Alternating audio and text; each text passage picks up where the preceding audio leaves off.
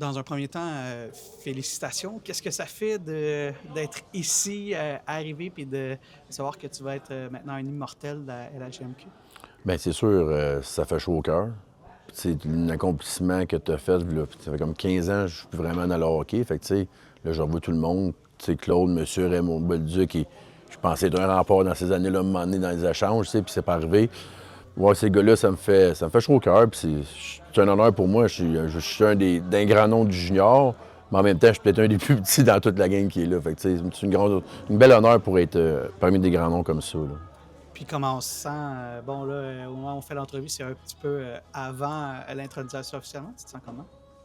Je me sens bien, je suis nerveux ce matin plus, mais là, plus ça avance, plus le stress descend. C'est sûr, comme j'avais dit à Mario la première fois qu'il m'ont dit que j'avais un speech à faire de 7 à 8 minutes, c'était mon plus gros stress, c'était ça, là, mais je pense qu'on va y aller quand même, là. C'est quoi tes plus beaux souvenirs quand tu penses à la LHJMQ? Bien, je pense, premièrement, le repêchage. C'est quand les Saguenay m'ont fait le premier choix en 95, c'était l'une des plus belles journées de ma vie jusqu'à la date à cet âge-là.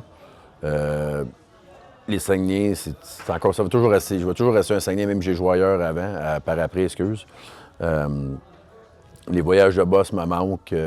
Ça se pour quel film qu'on met. C'est sûr que ça a changé aujourd'hui, que les jeunes dans l'autobus, tout est différent, mais nous autres, tu sais, on allait au Blockbuster là, avant de partir à Cap-Breton, soit 15 films, puis tout le monde écoutait le même film dans le boss, on niaisait, on jouait aux cartes. Ça me manque beaucoup, ces affaires-là, là. C'était quoi ton film préféré d'autobus? Je pense à Happy Gilmore dans le temps, ça avait été le meilleur film qu'on avait écouté. C'est lui qu'on a écouté le plus souvent dans le même voyage, je pense. As-tu écouté le dernier? Oh, que oui, j'étais là, j'étais quasiment prêt à minuit, mais mes enfants n'ont pas vu toffer, puis j'ai attendu le lendemain matin pour écouter.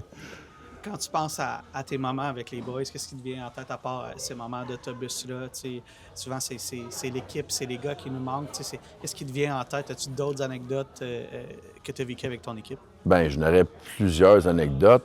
Rendu en 2025, on peut toutes les compter? Je pense pas. Ça a beaucoup changé parce que je l'avais compté à Mario quand il m'a appelé et on s'est rencontrés au bureau à Boucherville.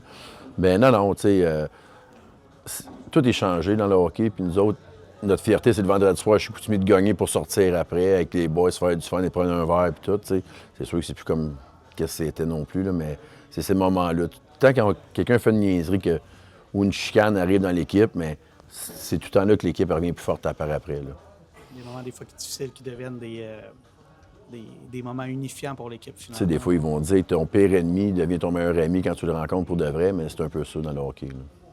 Ben, félicitations et merci pour ta carrière dans la LHJMQ. Puis ben, j'espère que tu vas apprécier ta soirée. Merci beaucoup.